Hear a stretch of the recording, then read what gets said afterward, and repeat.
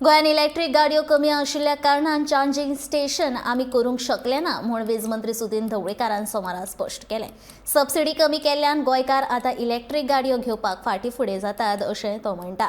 मजगतीं शेतकारां खातीर आशिल्ली कुसुम पंप येवजण लेगीत गोंय सरकारान बंद केला म्हूण वीज मंत्री उलयतालो.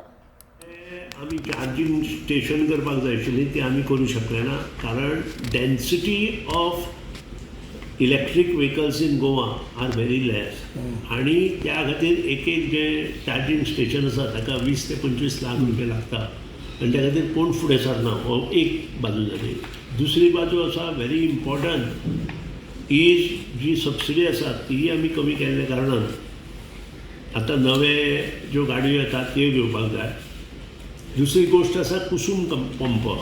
ही जी योजना आसा ती आमी चालू करूं शकले ना कारण जी एजन्सी गव्हर्मेंट ऑफ इंडियान नॉमिनेट केल्ली आसा ती एट ए टायम 1000-2000 अशे पंप मागता वायल्यास गोंयांत फक्त आमकां 200 पंप पर्यंत करपाक मेळटा आनी त्या खातीर आमचो प्रॉब्लेम आसा. आमच्यो उलोवणी चल्ल्या ज्यो महाराष्ट्रांत काम करता ताजे कडेन उलोवणी चल्ल्या.